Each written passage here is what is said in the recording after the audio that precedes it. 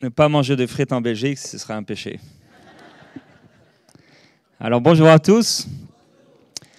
Il y a des gens qui sont en bas peut-être. Hein. Bonjour à ceux qui sont en bas, hein, qui nous suivent depuis la salle au rez-de-chaussée, au sous-sol. Le Québec m'a fait perdre mes mots. Donc merci pour l'invitation encore au pasteur. Merci, on est honoré de pouvoir partager ce moment avec vous. Je suis venu une fois et vous m'avez fait confiance pour une deuxième fois. Et donc, comme ils l'ont dit, on est accompagné donc Kevin que vous avez entendu et Jean-Baptiste et Sidney qui sont comme Kevin pour moi vraiment comme des fils. Dieu m'en a donné quelques-uns et ils en font partie. Donc oui, vous pouvez vous lever comme le pasteur l'a dit. Donc Jean-Baptiste et Sidney, ils habitent dans une ville que même Jean-Pierre Pernaut il connaît pas, Toul. Donc à côté de Nancy, et Jean-Baptiste en fait, et son papa est pasteur, ses parents sont pasteurs, et donc ils servent le Seigneur ensemble. Voilà, ils sont en formation pour le ministère auquel le Seigneur les appelle. Donc merci de m'accompagner. Et donc ils m'accompagnent régulièrement dans les conférences pour pouvoir m'aider. Entre autres, souvent ils s'occupent des livres et de tout ce dont j'ai besoin. Voilà, comme Élisée avec Élie. Donc, on va partager ensemble la parole. On va commencer en priant, en ouvrant nos cœurs à la présence du Seigneur et à sa parole. Père, je veux te remercier pour cette parole aujourd'hui, pour ton amour et pour l'autorité de ta parole. Ta parole se suffit à elle-même. Merci parce que tu envoies cette parole avec autorité. Et cette parole va faire un travail dans nos cœurs, Seigneur, pour ta gloire. Nous t'invitons, Saint-Esprit, sans toi, je ne peux rien faire, sans toi, les mots sont vides. Et c'est pourquoi on veut ouvrir nos cœurs à ta présence, à ton ministère. Seigneur Jésus, tu as dit que le Saint-Esprit nous enseignerait toutes choses. C'est toi, Saint-Esprit, qui veux nous enseigner ce matin. Tu as dit qu'il nous montrerait les choses à venir. Merci, Saint-Esprit, de nous révéler les choses à venir concernant nos vies, nos situations, à partir de cette parole. Tu as dit aussi qu'il nous rappellerait tout ce que tu as partagé, tout ce que tu as enseigné. Merci Saint-Esprit de nous rappeler ce matin tes paroles, au-delà de mes mots, de pouvoir s'adresser à chacun. C'est ton ministère et on est reconnaissant pour cela. Tu vas au-delà de nos mots, Saint-Esprit, tu es vivant. Tu passes au milieu des rangs, Jésus, pour toucher, pour impacter, pour guérir, pour consoler, pour faire du bien, pour relever. Merci pour ce ministère que nous accueillons. Si tu as besoin d'un ministère de la part du Seigneur à ta place, dis-lui, Saint-Esprit, je m'ouvre à toi, j'ai besoin de toi, viens exercer ce ministère envers moi ce matin, Seigneur. Amen. Amen. Alors, qui n'était pas là cette semaine, que ce soit hier ou avant-hier? Okay. Quelques personnes, la plupart étaient là, en tout cas. Salutations, que le Seigneur vous bénisse. Merci à tous ceux qui prient pour le ministère OMCI et tous ceux qui soutiennent également cette œuvre. Que Dieu vous bénisse. On va aller ensemble, si vous voulez, dans Proverbes chapitre 10.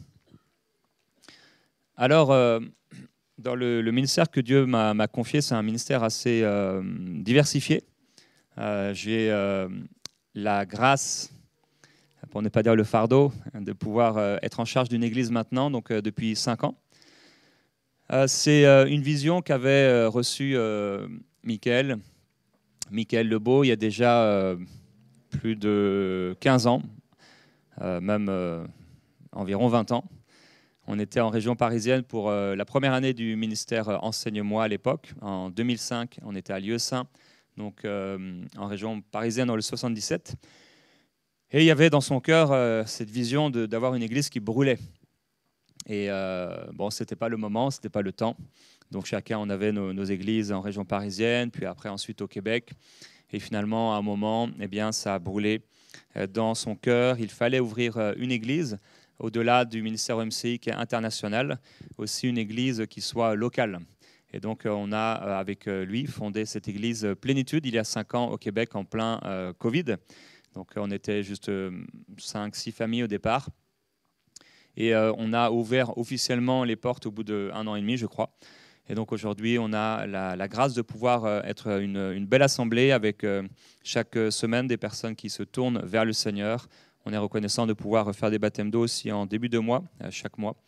Dieu m'a mis à cœur depuis longtemps maintenant de pouvoir faire un appel au salut dans chacune de nos réunions du dimanche et comme un geste de foi, et de voir que le Seigneur a répondu. Donc on a creusé un trou et le Seigneur l'a rempli. Il en sera fait selon notre foi. Et Dieu ajoute à son Église, on est reconnaissant pour cela, de voir cette Église florissante.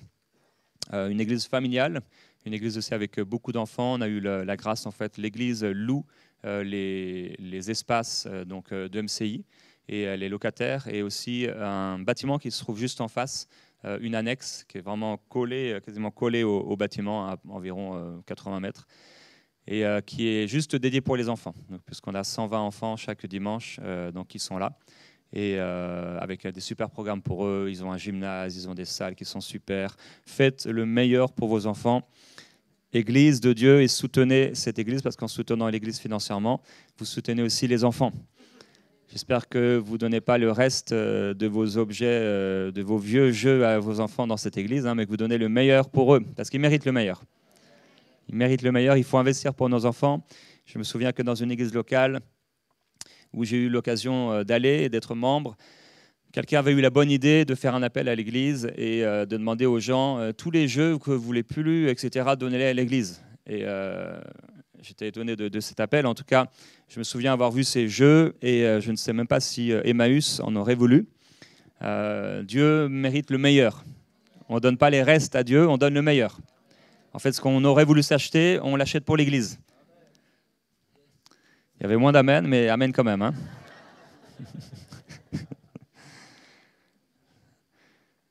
Alors, et d'ailleurs, bon, je n'avais pas prévu de parler de ça, mais les églises qui vivent la plus forte croissance en ce moment sont les églises qui se sont focalisées sur les enfants et sur les familles. Plus on va se donner pour les enfants qui soient dans un cadre super, et plus les enfants vont vouloir aller à l'église, et c'est souvent les enfants en fait qui vont demander à leurs parents d'aller à l'église, parce qu'on va avoir des programmes qui sont adaptés pour eux. C'est important d'avoir des programmes qui sont adaptés pour nos enfants. On ne veut pas simplement les mettre quelque part parce qu'ils nous dérangent. Ils ne nous dérangent pas, les enfants. Ils ne dérangeaient pas Jésus non plus. Et Jésus les bénissait, Jésus pouvait les prendre dans ses bras, il pouvait imposer les mains sur eux, pendant que les disciples essayaient de... Voilà, c'est le ministère de Jésus. Attends, c'est l'homme de Dieu. Jésus, c'est le Fils de Dieu. On ne le dérange pas et on va empêcher les enfants de venir à lui. Mais Jésus, il a été choqué de cette attitude. Et il a dit non, mais le royaume de Dieu, c'est pour eux en fait. C'est pour ceux qui leur ressemblent. Et laissez venir à moi les petits-enfants. Donc je prie que Dieu puisse multiplier au milieu de vous les petits-enfants, que les enfants vous soient donnés, comme Kevin. Et moi aussi, il me fait le coup. Hein. Tous les jours, il montre les photos de son enfant. J'ai vu que hier, il parlait à son enfant, mais je lui dis, mais il ne peut pas te répondre, en fait. Il vient de naître. Mais Kevin, il va être un bon papa, ça, c'est sûr. Hein. Ça, c'est sûr. Aïe, aïe, aïe. Ah oui, il y a des gens, c'est en eux, donc voilà, bon. C'est bien que vous soyez des bons pères et des bonnes mères. Et c'est d'ailleurs le sujet que le Seigneur m'a mis à cœur de partager avec vous ce matin. Et donc c'est ça, les enfants, il faut avoir un programme adapté pour eux. Et dans l'Église, on a la grâce d'avoir Yveline, qui est Yveline Lebeau, que vous connaissez plusieurs dans Bonjour chez vous, l'émission Bonjour chez vous, émission matinale rafraîchissante, basée sur la parole de Dieu. Et elle a un cœur pour les enfants. Elle a bâti un programme pour les enfants avec un cœur extraordinaire. Et aujourd'hui, vraiment, les enfants sont nourris selon l'âge qu'ils ont. Ils peuvent avancer avec le Seigneur. Et ce qu'on enseigne à nos enfants, avec le temps, eh bien, ça va rester en eux. C'est tellement important de pouvoir les enseigner et pouvoir leur donner le meilleur. Donc, on a fait en sorte, nous, d'investir pour les enfants. On était rendu au point où les salles, ça devenait vraiment rempli. On voulait aussi respecter les normes gouvernementales au niveau des enfants, parce que c'est important aussi. Donc, on a bien fait les choses. On a tout un process qui est mis en place. Alors, je donne ces détails parce que je pense que je dois le faire. Et ce n'est pas pour parler plus de notre église, mais plus pour votre église. Et donc, on a mis tout un process en place. Les parents arrivent, ils ont des boîtiers numériques sur lesquels ils peuvent scanner, etc. Ils ont la possibilité d'être appelés si vraiment il y avait un besoin pendant la réunion, avec tout un système qui est mis en place assez simple et qui fonctionne très bien. Donc, il y a tout un process d'inscription, tous les moniteurs, toutes les personnes qui servent auprès des enfants. On demande donc leur casier judiciaire. On a accès à un espace donc, au niveau... d'un espace au niveau du gouvernement qui nous permet de voir si ces personnes qui sont des moniteurs ont des antécédents donc au niveau juridique, au niveau de problèmes qu'il aurait pu avoir auprès des enfants, etc., puisqu'on ne laisse pas nos enfants à n'importe qui. Et je vous encourage à faire attention aussi à qui vous laissez vos enfants, même faire garder vos enfants, c'est bien de partir au restaurant, mais que vos enfants ne soient pas un plat pour quelqu'un d'autre. Donc c'est important de faire attention à qui on laisse nos enfants. Donc c'est ça, et donc comme les pièces étaient trop petites, on a voulu louer un espace. C'est un espace qu'on a vu qui se trouve juste vraiment en face, c'est le bâtiment le plus proche du centre. Et à l'époque, je me disais ça c'est pour nous, ça c'est pour nous, cet espace il est pour nous. Alors au début c'était un terrain, et je dis ce terrain on l'achètera, et finalement il était déjà acheté. Et la personne a construit 2 bâtiments dessus. Et en fait, quand on a voulu le prendre à l'époque, mais on n'était pas vraiment prêt, on n'était pas encore arrivé à là. Donc il a été pris par un cabinet d'architectes qui ont commencé les travaux. Ils ont investi entre 80 à 100 000 $ dedans. Et finalement, ils n'ont pas eu les subventions, donc ils l'ont quitté. Et quand ils l'ont quitté, c'était exactement le moment où on en avait besoin. 1 ou 2 jours avant, on avait fait une réunion d'assemblée générale à Plénitude, où en fait, on avait donc organisé le bâtiment, fait des plans du bâtiment dans la journée, et on nous a appelé 1 ou 2 jours plus tard, et c'était exactement les plans qu'on avait fait à 90% près. Donc c'était vraiment un miracle, et on a gagné entre 80 à 100 000 $, mais on a dépensé plusieurs centaines de milliers de dollars pour faire quelque chose de bon pour les enfants. Donc parce que la valeur d'une âme, ça n'a pas de prix. Ça n'a pas de prix. Et on a investi, je pense, environ 100 à 150 000 $ pour le matériel pour les enfants. Et on est une église qui a commencé donc, par des petits commencements. On a aujourd'hui entre 450 à 500 adultes chaque dimanche. Donc vous pouvez le faire. Et vous pouvez faire mieux, on peut faire mieux aussi, et on aspire à faire mieux. Donc on a voulu un gymnase, quelque chose où les enfants peuvent jouer. Il y a des terrains de basket, des paniers de basket professionnels. Ils ont des paniers, des trucs de foot aussi, plein de ballons. Bref, c'est comme dans une école, aussi pro qu'une école, et voire même mieux, avec du matériel qui est excellent et dont ils ont envie de venir là. Et également, c'est un espace qui est utilisé pour les jeunes, les ados et plus aussi les jeunes adultes, dans lesquels ils peuvent se retrouver avec des lumières, avec tout un tas de choses. Et on a des leaders de jeunesse, et à chaque fois je leur dis, mais en fait, faites ce qui est le mieux pour les jeunes. S'ils ont envie de boire quelque chose de bien, bon, pas d'alcool, hein, mais voilà, on ne va pas leur donner les trucs pourris, là. Bref, j'allais dire une marque, mais je ne vais pas le dire. Et voilà, on veut donner le meilleur, en fait, pour que les jeunes soient bien, pour que les jeunes qui ne connaissent pas le Seigneur puissent venir aussi. On n'attire pas ces jeunes. Vous savez que l'Église n'attire pas les gens, en général. C'est rare que je pense que quelqu'un frappe à la porte en disant « j'avais tellement envie de venir à l'Église ». C'est souvent le relationnel, et ça passe souvent par des choses aussi simples parfois que la nourriture. Certainement quand vous faites des agapes, je ne sais pas comment vous appelez ça ici, mais c'est là où il y a le plus de gens. Hein. Environ 10 fois plus que dans les réunions de prière. Voilà. Donc voilà, tout cela pour dire, je vous encourage à pouvoir semer dans l'église, dans cette église, hein, pour faire le mieux pour les enfants et de mettre en place des programmes de plus en plus adaptés aux enfants. Ne leur parlez pas de l'Apocalypse, hein, mais parlez des choses qu'ils peuvent comprendre et selon leur âge, même si dans leurs rêves, souvent, Dieu peut aussi leur parler de la fin des temps, pour mettre en eux une crainte de Dieu. Voilà pour cette longue introduction, mais qui fait pleinement partie de mon message. Alors, on va aller ensemble donc, dans Proverbes chapitre 10.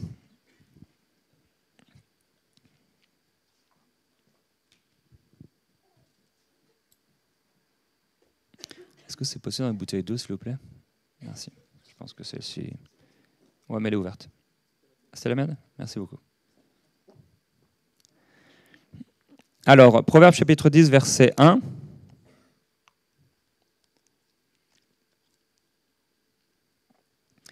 Un fils sage fait la joie d'un père, et un fils insensé le chagrin de sa mère.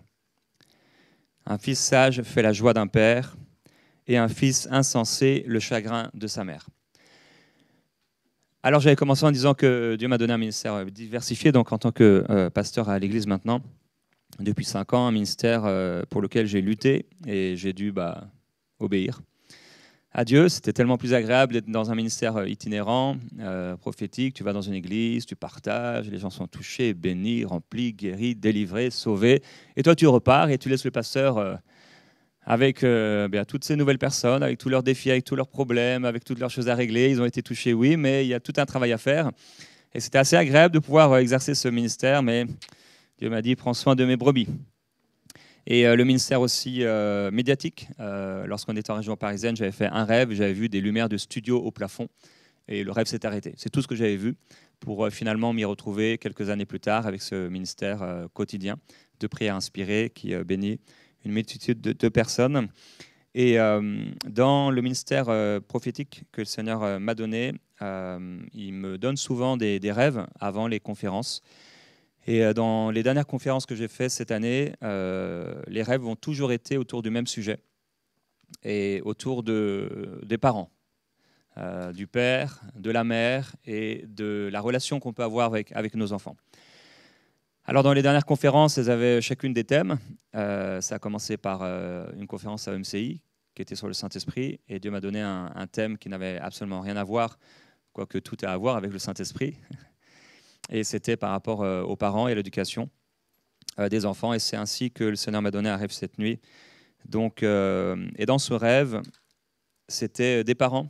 Et la maman venait de pleurer. Elle était en discussion avec son mari, donc tous les deux simplement en discussion.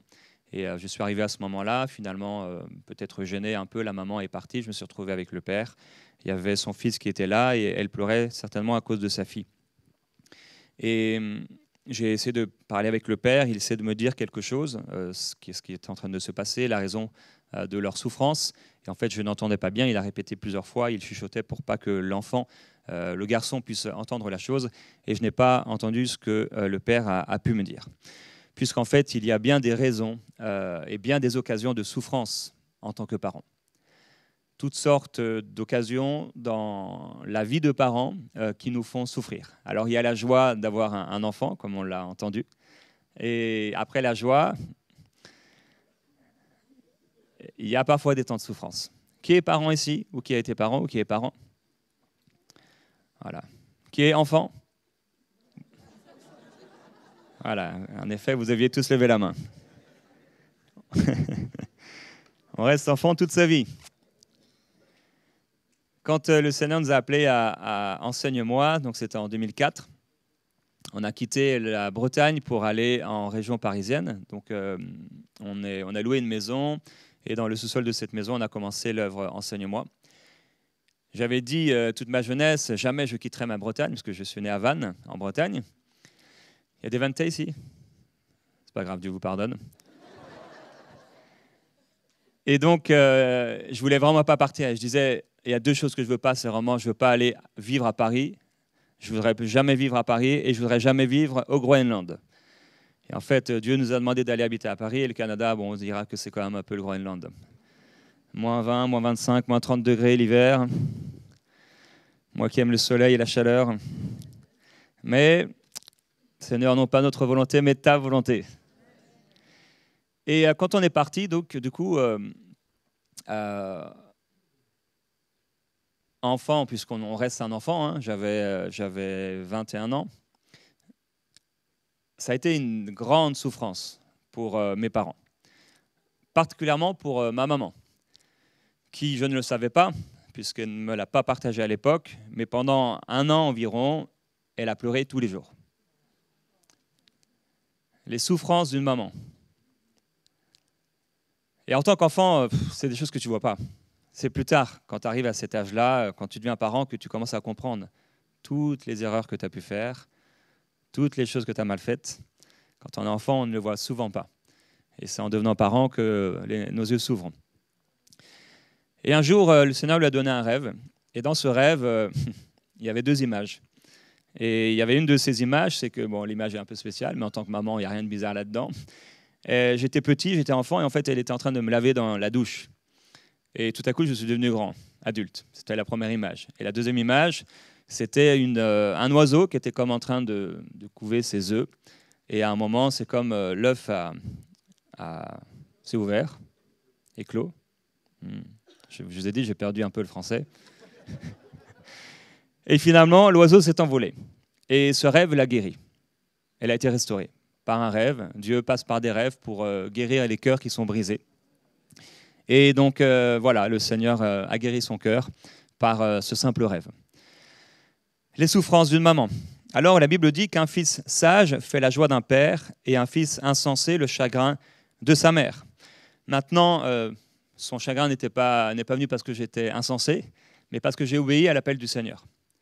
Et des fois, l'obéissance de tes enfants ou la désobéissance de tes enfants, ils peuvent avoir la même conséquence du fait de te faire souffrir.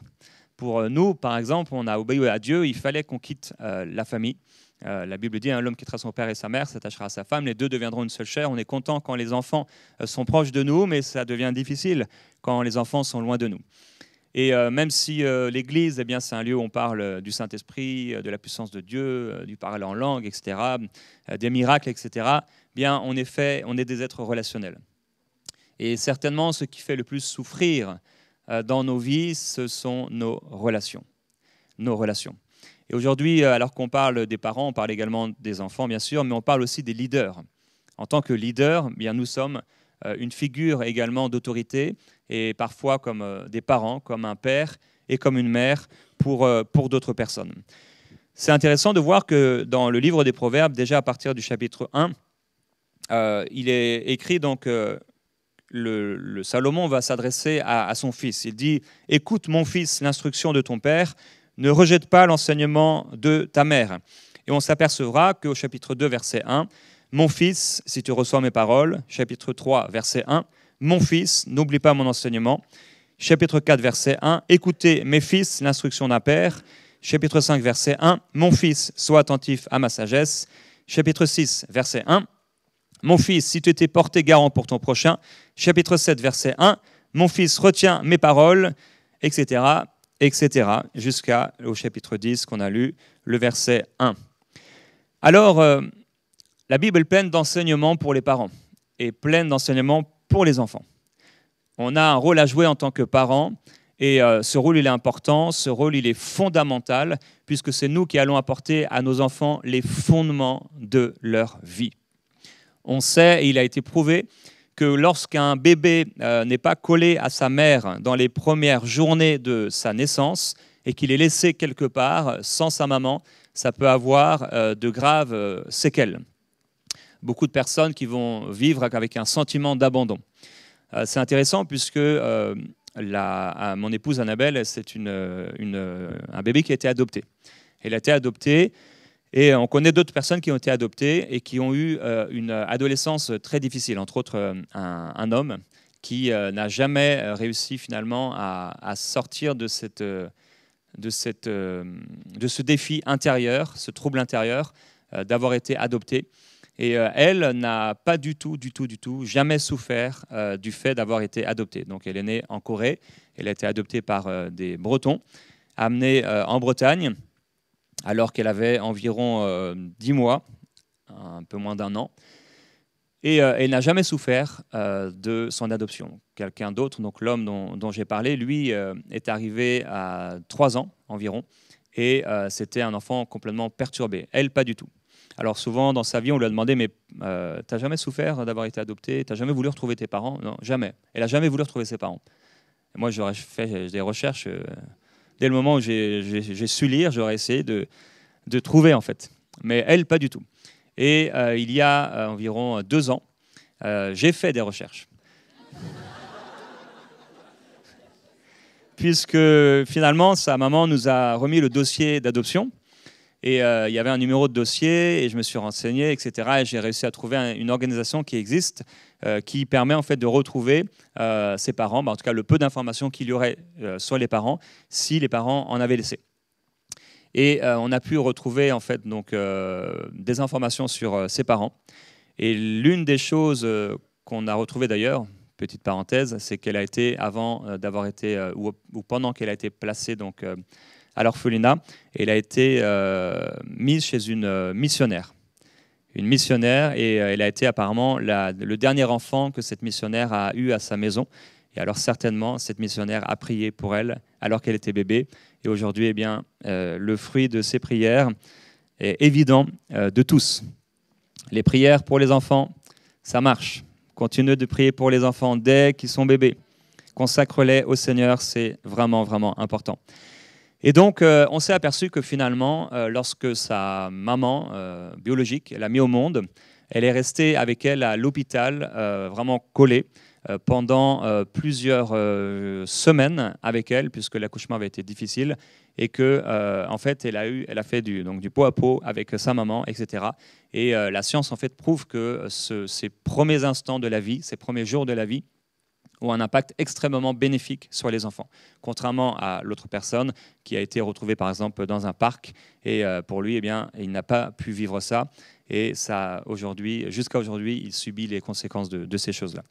Alors en Christ, ces choses peuvent être bien sûr changées, mais tout cela pour montrer que tout ce que nous pouvons vivre en tant qu'enfants a un impact sur nous, un grand impact.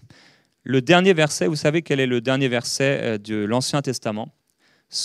Donc le dernier verset pour les Juifs jusqu'à aujourd'hui, les Juifs qui ne sont pas des Juifs messianiques, hein, donc ils n'ont pas reconnu Jésus comme sauveur, jusqu'à aujourd'hui, la dernière phrase qu'ils aient de leur Bible, c'est celui-ci: il ramènera le cœur des pères vers les fils et le cœur des fils vers les pères, de peur que je ne vienne frapper le pays d'interdit.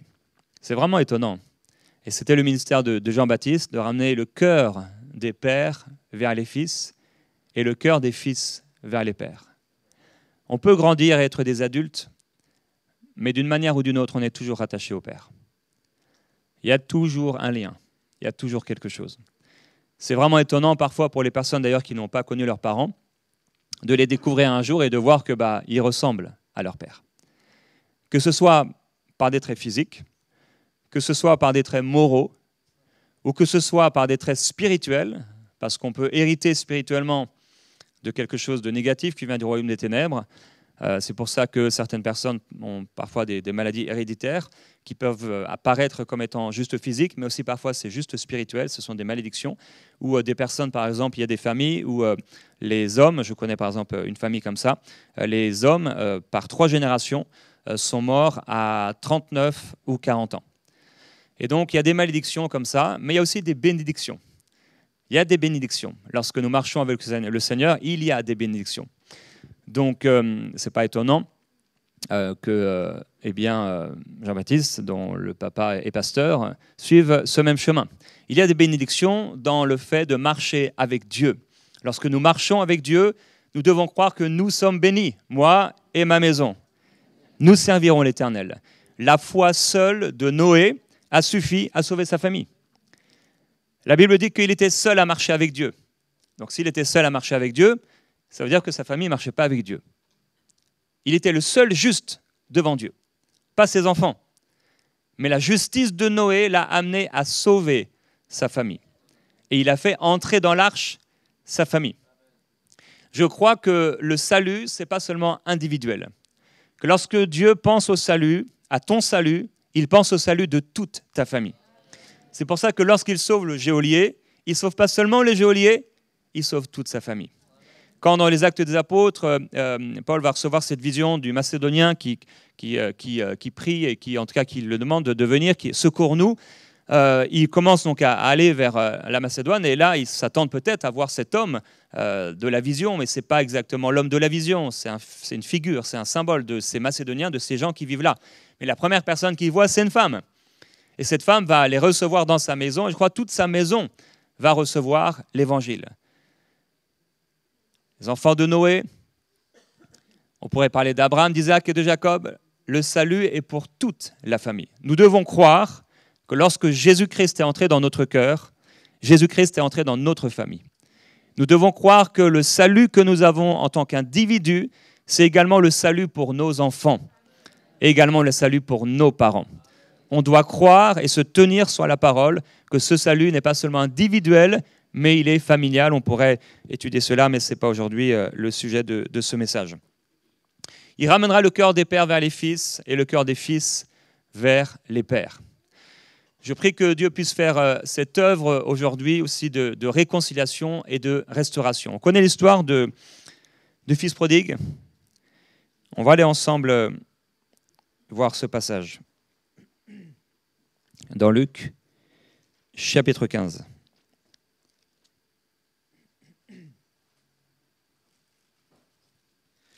Luc, chapitre 15, et on va commencer au verset 11. Vous connaissez tous l'histoire du fils prodigue? Il est écrit, il dit encore, un homme avait 2 fils. Le plus jeune dit à son père, mon père, donne-moi la part de la fortune qui doit me revenir, et le père leur partagea son bien. Alors bien sûr, personne ne serait honoré de ce que son enfant lui demande l'héritage avant l'heure. C'est comme si t'enterres avant l'heure, et chez les Juifs, c'est encore plus profond. C'est vraiment une insulte faite au père de demander l'héritage avant qu'il ne soit mort. Et on le sait, les héritages d'ailleurs causent beaucoup de problèmes dans les familles. Quand les parents meurent, ça devient la catastrophe, comme si finalement ce qui était le plus important, c'était l'argent des parents plutôt que le départ des parents. Peu de jours après, le plus jeune fils rassembla tout ce qu'il avait, il partit pour un pays lointain où il dissipa sa fortune en vivant dans la débauche. Quand il eut tout dépensé, une grande famille survint dans ce pays, il commença à manquer de tout. Il se lia avec un des habitants du pays, qu'il envoyait dans ses champs faire paître les pourceaux. Ensuite, on connaît l'histoire. Eh bien, il va tout dépenser et il va commencer même à désirer manger la nourriture qu'on donne aux cochons. Et il va rentrer en lui-même. Et il va commencer à se dire, mais finalement, j'étais bien mieux chez mon père. Et il dit, au verset 17, rentré en lui-même, il se dit, combien d'employés chez mon père ont du pain en abondance, et moi ici, je péris à cause de la famine. Ce qui va le pousser vers son père, c'est la même chose que ce qu'il a éloigné de son père. C'est son ventre. Il ne retourne pas chez son père parce qu'il veut voir son père. Il retourne chez son père parce qu'il veut manger. Cette histoire n'est pas l'histoire du fils prodigue. Cette histoire est l'histoire d'un père. C'est pour ça qu'on a lu ensemble au verset 11, Jésus dit encore, un homme avait 2 fils. Jésus ne dit pas, un fils avait un père. Il dit, un homme avait 2 fils. Ce que nous appelons en fait l'histoire du fils prodigue n'est pas l'histoire du fils prodigue. C'est l'histoire d'un père. Et dans cette histoire, le mot père est cité beaucoup plus que le mot fils. C'est l'histoire d'un père. Imaginez le père dans cette histoire, puisque là, on a une vision, bien sûr, sur le fils. C'est comme les 4 évangiles vont nous donner des visions différentes. À la sortie du tombeau, on se dit, mais finalement, est-ce qu'il y avait un ange? Est-ce qu'il y avait 2 anges? Est-ce que c'est Jésus qui apparaît? On peut ne pas comprendre parce que c'est selon comment on va regarder et sur quels détails on s'appuie pour regarder une histoire. Et c'est pour ça qu'il y en a 4, c'est intéressant. Ils, ensemble, complètent l'histoire. Quand on voit le fils, et on est tous, d'une manière ou d'une autre, des enfants, quand on vit en tant que fils, quand on vit en tant qu'enfant, on vit les choses selon notre vision. Quand on est enfant, l'enfant, il ne pense pas aux parents. S'il pense aux parents, c'est parce que j'espère que mon père va être à l'heure, ou alors j'espère que je me mets à table et j'espère que le repas va arriver. Donc c'est à peu près à ça que pense un enfant. J'espère que papa me donnera 5 €. J'espère que mes parents pourront m'aider pour mon aménagement. J'espère que mes parents vont payer un peu pour le mariage. Voilà ce à quoi pense un enfant. C'est souvent son ventre. Il ne pense pas souvent à je vais aller voir maman, lui demander comment elle va aujourd'hui. Je vais aller voir mon père, il a l'air dans des difficultés, je vais aller voir s'il a bien travaillé, si ça a été son travail. Non, c'est plutôt tu vas parler de ta journée, de toi. Ça, c'est les enfants. Hein. Et c'est comme ça. Les enfants sont assez profondément égoïstes. Dans cette histoire, en fait, on voit l'erreur du fils, mais on ne pense pas au père, en fait. Là, on nous montre le focus sur le fils. Et bien sûr, il y a tout un message derrière, bien sûr, hein, pour ceux qui doivent revenir au Seigneur. Mais le père est en train de souffrir. Son fils l'a quitté. Son fils n'est plus à la maison, comme quand j'ai quitté ma mère, mes parents. La souffrance de ma mère.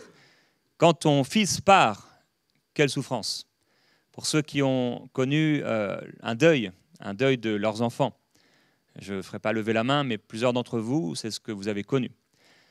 La souffrance des parents d'avoir vu leurs enfants partir avant eux. Normalement, on aurait pensé partir avant eux. Mais certains voient leurs enfants partir avant eux. Que ce soit des enfants qui sont nés et finalement qui sont morts rapidement, que ce soit ce qu'on appelle des fausses couches, eh bien, c'est une souffrance. Peut-être que le mari à côté peut ne pas comprendre, mais non, mais c'est juste une fausse couche. Mais ce n'est pas juste une fausse couche. La mère l'a porté, c'est un enfant. Tu peux lui donner un nom et tu peux le laisser au Seigneur. Le passage du deuil, c'est un passage qui est important et qui est obligatoire. Il faut passer par là. Et si quelqu'un, une femme donc, a connu une fausse couche ou si vous avez perdu votre enfant, c'est important. À un moment, il faut passer par là. Il faut pouvoir couper le lien. C'est quelque chose de difficile à faire, mais il faut à un moment le laisser au Seigneur. Et dire au Seigneur, voilà Seigneur, je te le donne. Si vous n'avez pas donné de prénom d'ailleurs à cet enfant qui a été perdu, c'est quelque chose qui peut se faire. Vous pouvez lui donner un prénom parce qu'il a existé et il existe. Il est vivant. Il est avec le Seigneur. Et vous pouvez donc dire au Seigneur, ben voilà, si c'est Benjamin, Seigneur, je dis au revoir à Benjamin et je te le laisse. Et on se reverra au ciel, Benjamin.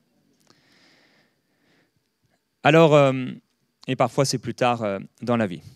Donc, le fils prodigue dit au verset 18, « Je me lèverai, j'irai vers mon père et je lui dirai, Père, j'ai péché contre le ciel et envers toi. » Ça a l'air d'être une repentance, mais on connaît, nous, ce qui s'est passé avant.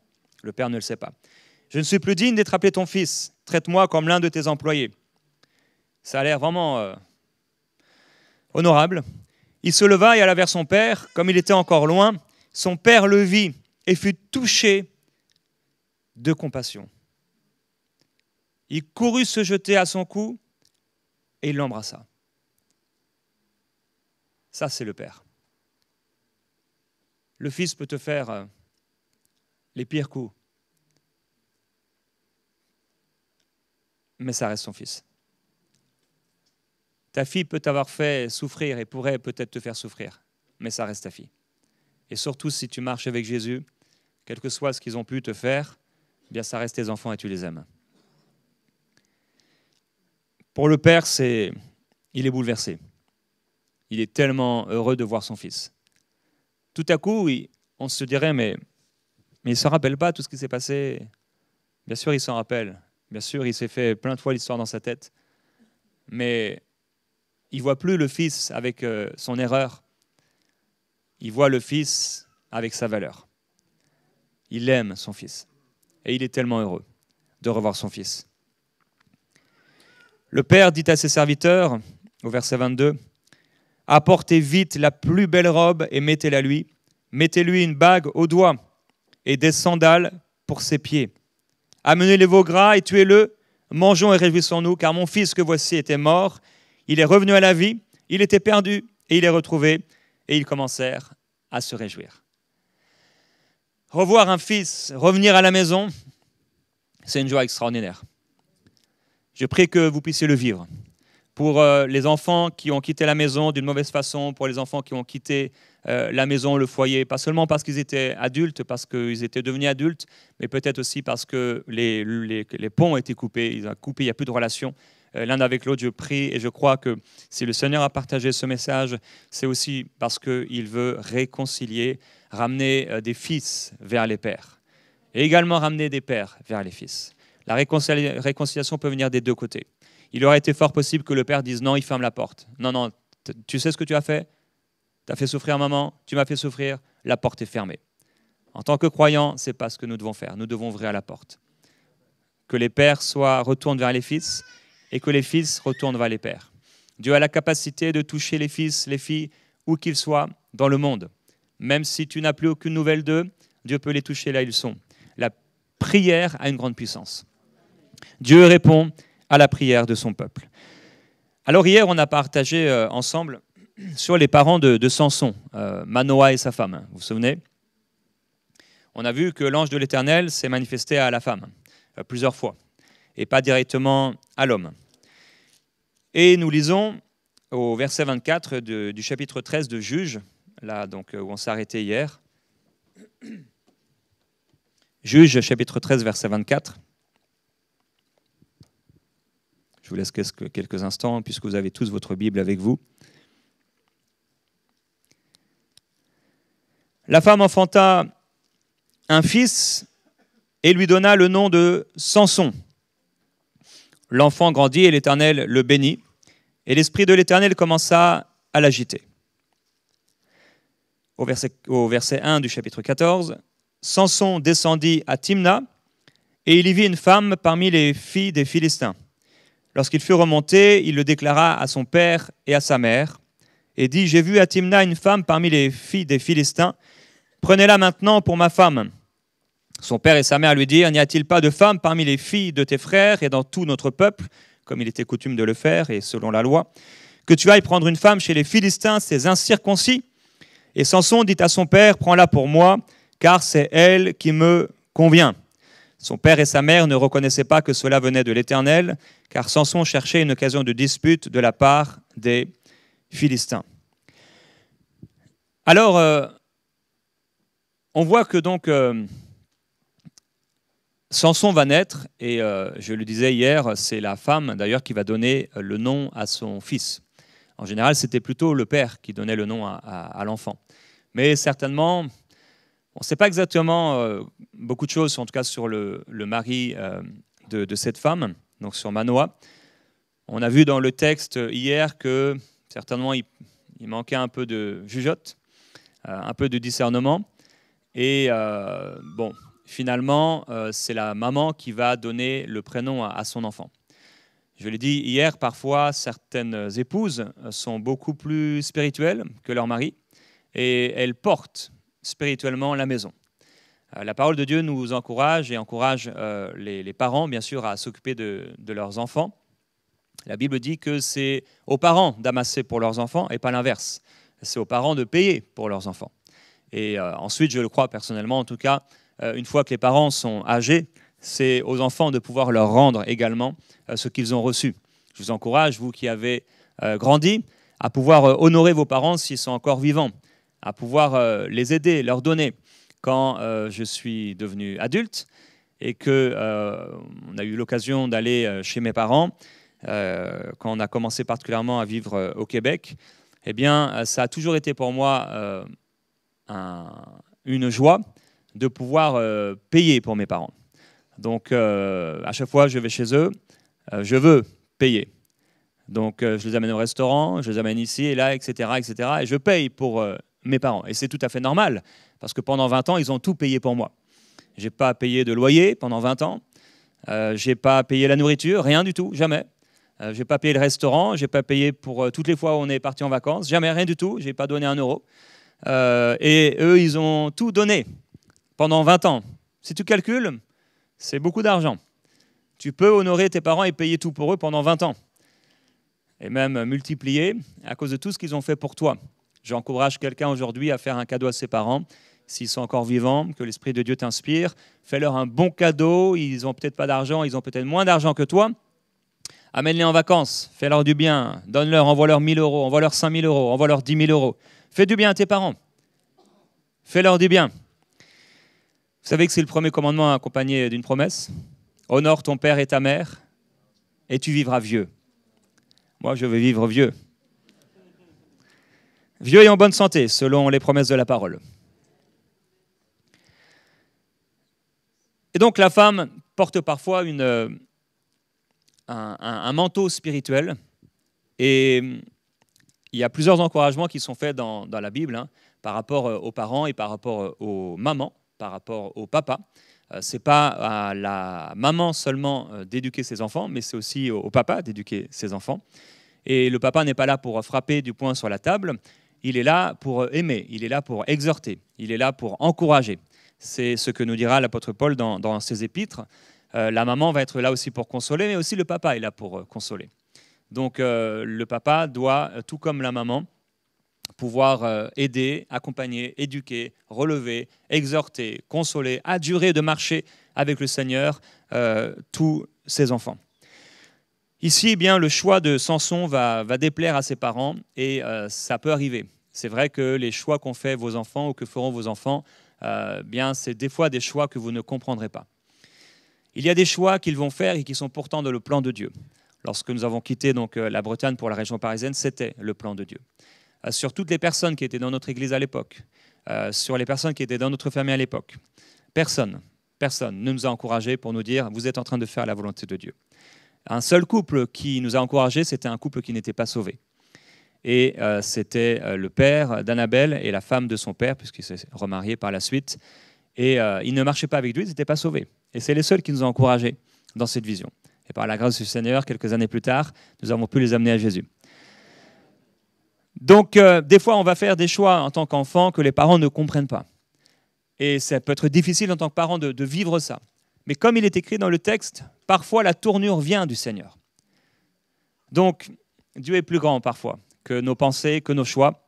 Et il faut savoir respecter le choix de nos enfants et de ne pas couper les ponts, même s'ils font un choix qui nous déplaît.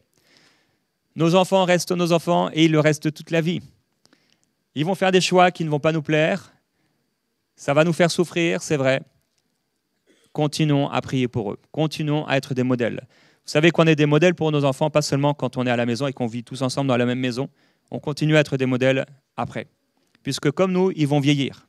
Ce qu'ils voient de toi quand ils te disent être vieux, ils vont devenir ce vieux qu'ils voyaient à l'époque. Pour eux, vieux à l'époque, c'était 30 ans, pendant qu'ils avaient 10 ans.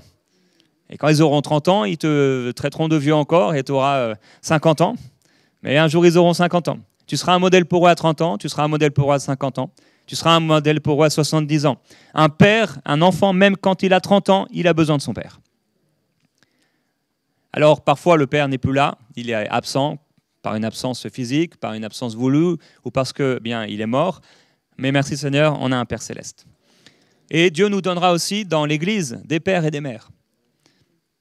Des gens qui seront là, alors on ne vivra pas forcément avec eux, mais ils sont là, ils sont des figures paternelles dans nos vies. Ce sont aussi parfois des parents spirituels qui sont là, ça peut être les pasteurs, mais pas seulement les pasteurs, des hommes et des femmes dans l'Église qui sont, et pour nous, il y a quelque chose.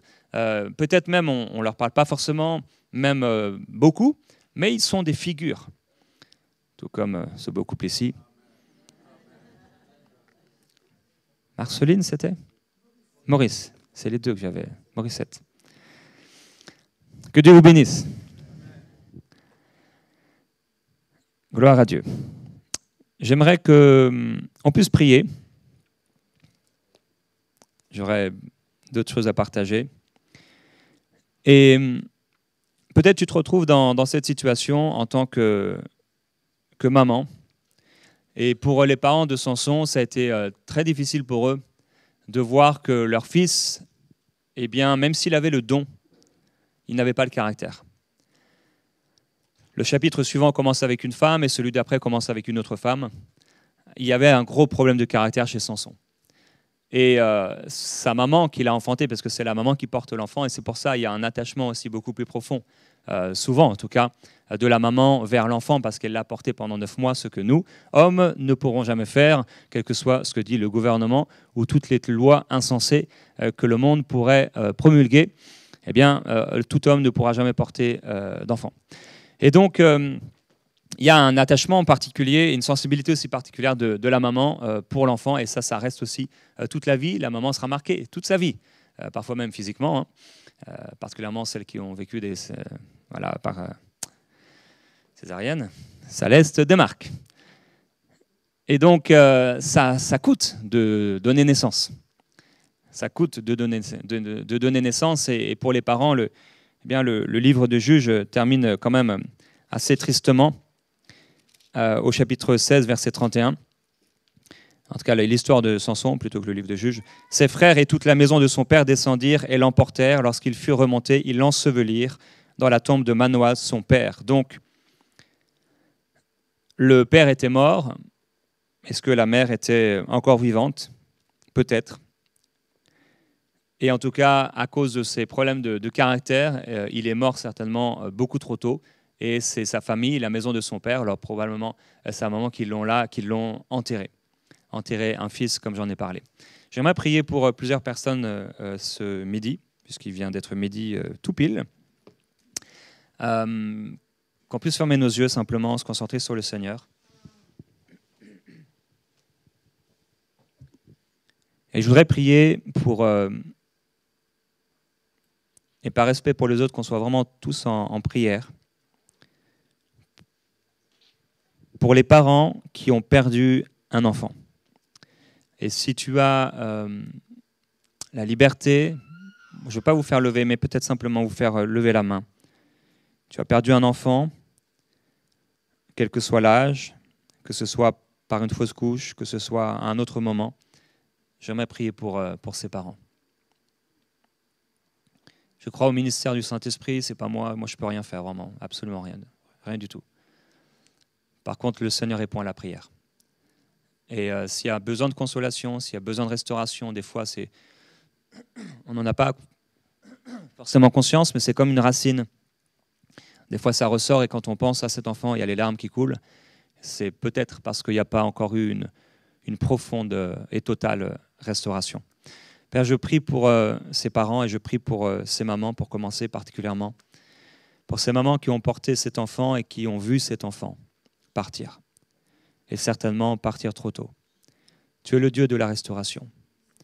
Père, c'est peut-être pas quelque chose, c'est sûr, qui aurait dû arriver, mais c'est arrivé. Tu aurais certainement voulu que les choses soient différentes, mais c'est arrivé. Et Père, ça fait partie de l'inexplicable. Mais ce que nous voulons aujourd'hui, Père, c'est proclamer la restauration. Je prie pour ces mamans. Et je prie également pour ces papas. Et je te demande, s'il te plaît, de guérir leur cœur. Merci, Saint-Esprit, de consoler les cœurs maintenant. De consoler et de guérir le cœur de cette maman. Elle a porté cet enfant. Elle a porté ses enfants. Et pour certaines d'entre vous, vous ne l'avez pas vu naître. Vous n'avez pas vu son visage. Mais il est dans la présence du Seigneur. Elle est dans la présence du Seigneur. Et l'Esprit de Jésus maintenant est là pour vous consoler et pour vous restaurer dans les profondeurs de votre être, au plus profond de vos entrailles. J'appelle au nom de Jésus-Christ la consolation et la guérison. Là où la porte était encore ouverte pour la souffrance et pour le deuil, au nom de Jésus, nous refermons cette porte. C'est l'Esprit de Dieu qui la referme, comme il a fermé l'arche de Noé. Il vient lui-même poser sa main dans tes entrailles au nom de Jésus-Christ. Et avec sa main, c'est une main bienfaisante de guérison, de restauration et de consolation. Merci Seigneur. Cette main n'est pas là pour fermer d'autres naissances, bien sûr, mais simplement pour fermer la souffrance de celui, de celle ou de ceux qui sont partis trop tôt. Père, je veux te remercier. Je prie maintenant également, Père, pour les parents qui souffrent parce que les choix de leurs enfants les font souffrir d'une manière ou d'une autre. Ça peut être comme le père du fils prodigue, un enfant qui a commis des péchés, qui a fait le mal. Que ce soit aussi peut-être comme les parents de Samson, où c'est vrai que tout n'était pas pur, tout n'était pas parfait, mais malgré tout, tu as transformé le mal en bien dans le sens où tu as utilisé quelque chose qu'il a fait qui était mauvais, mais tu l'as tourné au bien pour ton royaume. Et je prie également, Père, pour ceux qui, comme moi, ont fait un choix. C'était le bon choix, c'était ta volonté, mais ça a causé de la souffrance pour les parents. Et Père, si il y a des hommes et des femmes maintenant qui sont là, Seigneur, je te demande s'il te plaît de les toucher. Si c'est vous, vous pouvez aussi simplement lever les mains vers le Seigneur comme en réception. Et je prie pour vous.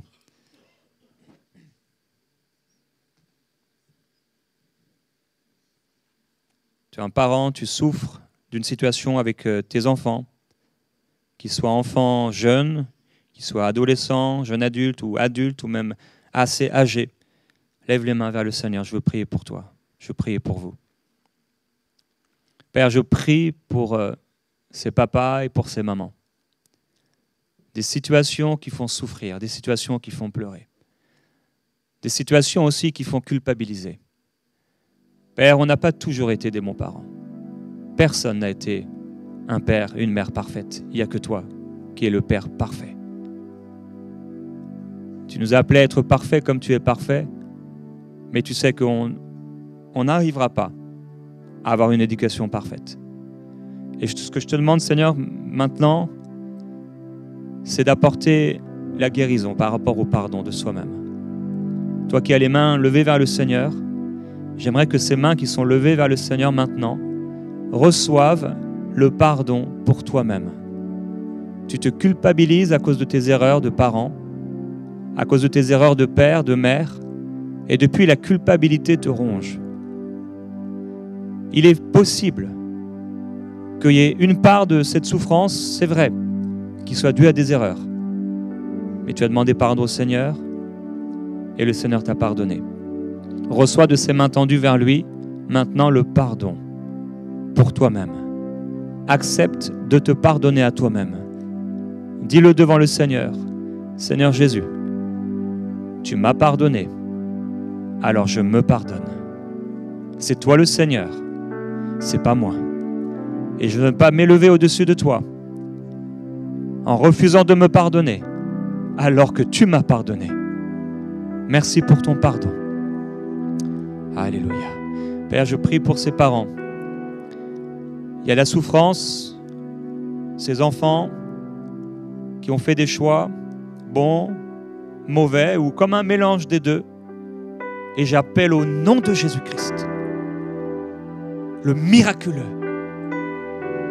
ta puissance à se manifester. Au nom de Jésus, nous appelons ces fils vers les pères, ces filles vers les mères, ces enfants vers les parents. Au nom de Jésus, nous les appelons, Père, qu'ils soient au nord, au sud, au l'est, à l'ouest. Au nom de Jésus, ta parole déclare, regarde, tes fils reviennent vers toi. Père, au nom de Jésus-Christ, nous appelons leur salut et nous déclarons que ce salut n'était pas que pour nous, il était aussi pour eux. Nous déclarons que comme Noé a sauvé sa famille, nous déclarons que nous sauvons notre famille au nom de Jésus-Christ. Nous déclarons, Père, comme Abraham, Isaac et Jacob, nous déclarons ta gloire, Seigneur, ta gloire sur eux, ta gloire sur eux, la bénédiction sur nos enfants. Nous rejetons toute malédiction qu'on aurait pu proférer par nos paroles. Nous rejetons toutes les inquiétudes, toutes les paroles, les semences mauvaises que le diable a utilisées, les peurs qu'on a pu dire, les choses qu'on a pu dire, les choses qu'on a pu semer sur le chemin, sur le cœur de nos enfants. Et nous déracinons cela au nom de Jésus-Christ. Nous déclarons que les paroles mauvaises, ce qu'on a pu être comme mauvais modèle, ça n'a plus d'impact sur eux maintenant. Et nous déclarons, Père, la gloire de Dieu sur eux. La gloire de Dieu sur eux. Seigneur, nous prions que comme le Fils prodigue, ils reviennent à eux-mêmes. Qu'ils puissent à l'intérieur d'eux, même si c'est pour la nourriture, qu'ils reviennent à nous. Nous savons que même si c'est la nourriture, Seigneur, qui les ramène à nous, ils vont être aimés, ils vont être secourus et ils vont recevoir le salut.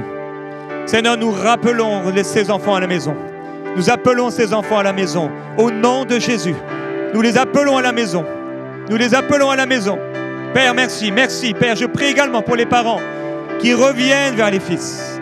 Qui reviennent vers les fils.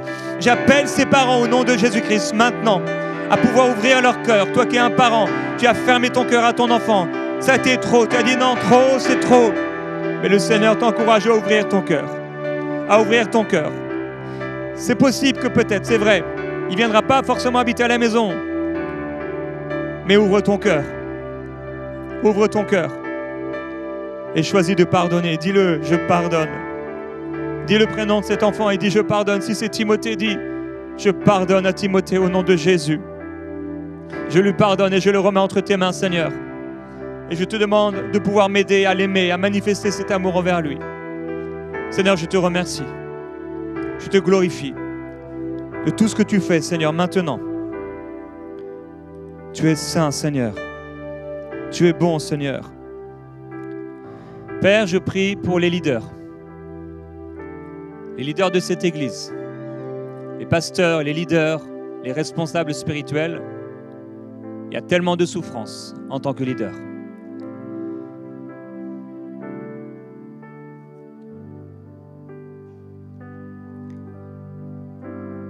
Jésus a dit à Pierre, « Simon, fils de Jonas, m'aimes-tu plus que ne le font ceux-ci » Il lui répondit, « Seigneur, tu sais que je t'aime. » Jésus lui dit, « Prends soin de mes agneaux. » Une deuxième fois, Jésus lui dit, « sois le berger de mes brebis.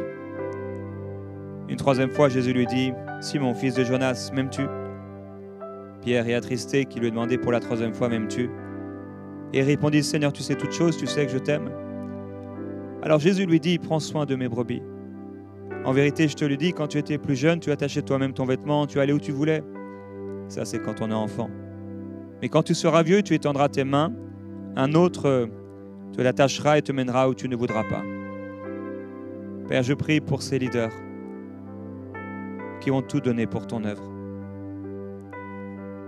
qui souffrent pour ton œuvre. Ils ont pris ce rôle de père, de mère. Il y a des hommes, des femmes qui portent comme des enfants. Ce sont tes agneaux, ce sont tes brebis. Et Seigneur, c'est notre amour pour toi. Et l'amour que tu as mis dans nos cœurs pour eux, qui nous amène à aimer ton peuple. Qui nous amène à aimer ces hommes, ces femmes que tu as mis sur nos cœurs.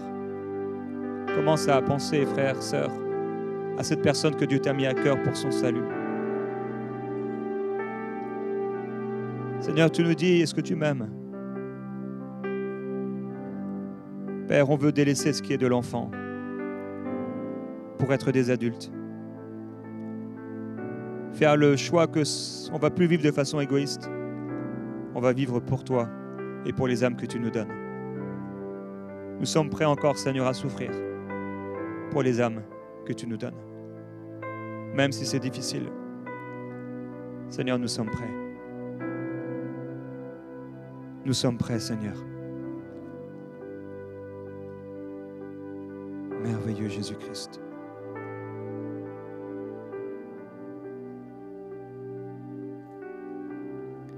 Paul dit, quand vous auriez 10 000 précepteurs en Christ, vous n'avez cependant pas plusieurs pères, c'est moi qui vous ai engendré en Christ.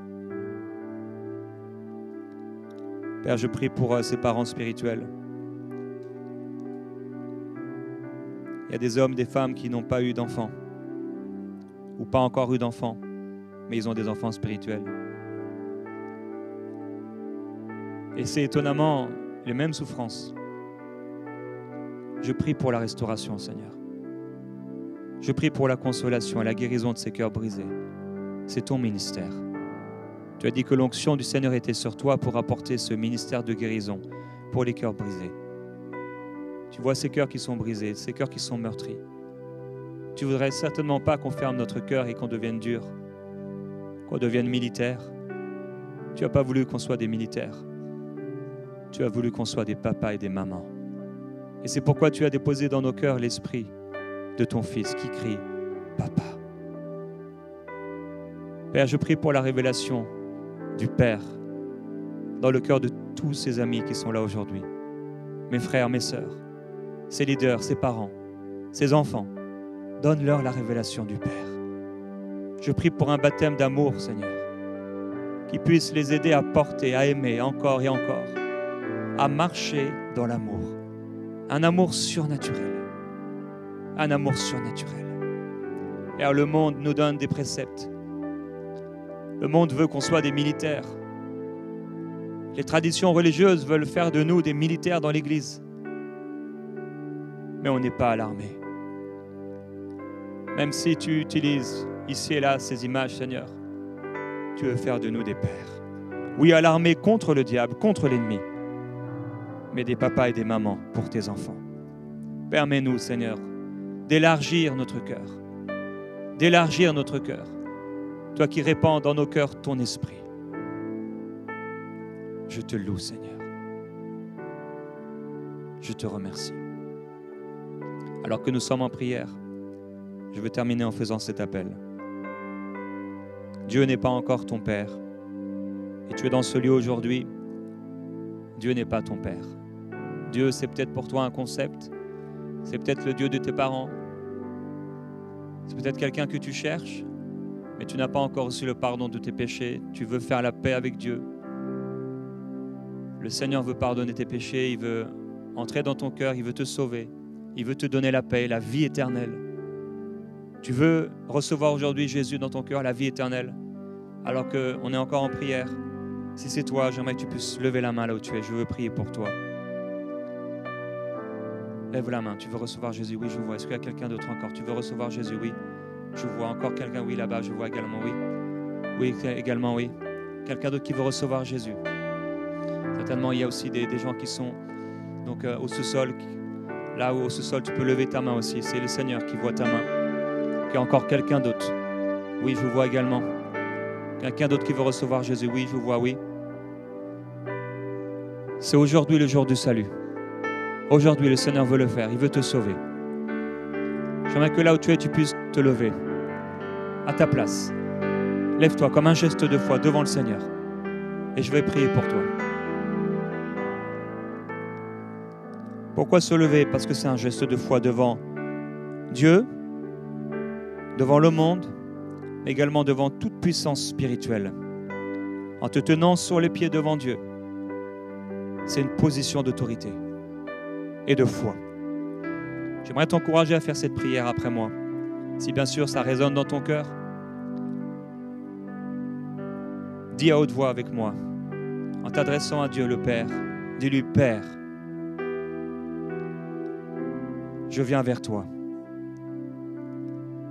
Tu es Dieu, mais je prie que tu sois ce Père. Et je viens te demander pardon pour tous mes péchés. Pardonne-moi pour toutes les fois où j'ai manqué le but.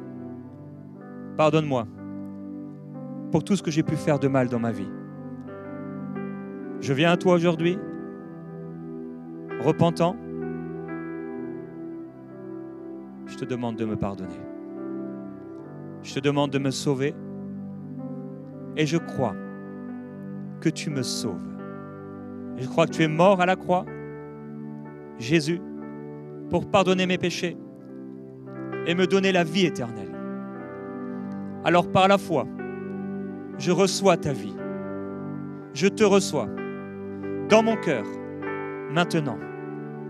Et je crois que je suis libéré, que je suis pardonné et que je deviens une nouvelle créature. Je crois que mes péchés sont pardonnés. Je ferme maintenant mon cœur au diable et je déclare que je vais suivre Jésus tous les jours de ma vie, obéir à ta parole.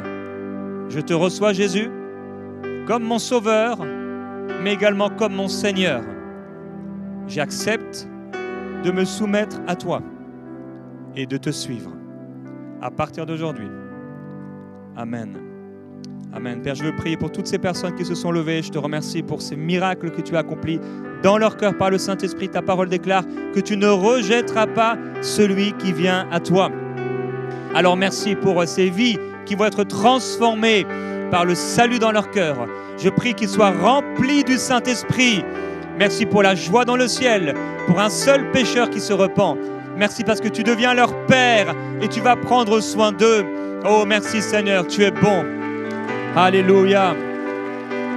Je te glorifie Seigneur. Tu es bon Seigneur. Je vous encourage, vous qui êtes debout, qui vous êtes levés, à faire un prochain pas. Dans les prochains jours, ce qu'il faut faire, c'est pouvoir passer par les eaux du baptême.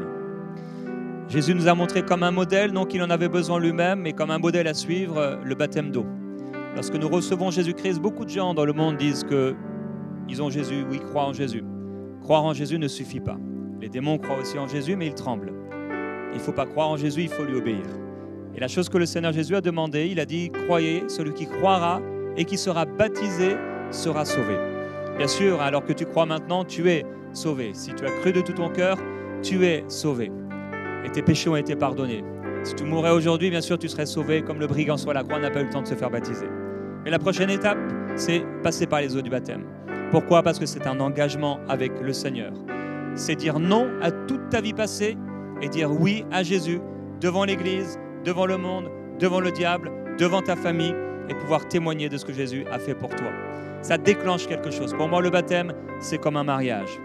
Faire cette prière, c'est bien sûr comme des fiançailles, mais le baptême, c'est une forme de mariage où on s'engage pleinement pour toute la vie avec Jésus. Alors, si tu n'as pas d'église locale, donc c'est important de pouvoir te rassembler comme tu l'as fait aujourd'hui avec des hommes, des femmes qu'on appelle des frères et des sœurs. On est une famille avec Dieu et qui croient en Dieu et qui vont pouvoir t'encourager dans ta vie avec Jésus. Donc il y a ici tout un tas de personnes qui ont vécu cette expérience comme tu l'as vécu. On a tous des expériences différentes, mais un seul Dieu. Il y a aussi le pasteur qui est là qui va venir. Oui, tu peux venir. Et donc il sera là aussi pour vous encourager, vous enseigner. Et si vous êtes dans une autre ville, eh bien, demandez à des personnes ici la ville où vous habitez et demandez-leur s'il y a une église et ils sauront vous conseiller. Alors que le Seigneur vous bénisse et qu'il puisse continuer cette œuvre de restauration, de consolation pour les parents, pour les enfants et pour les leaders. Que Dieu vous bénisse.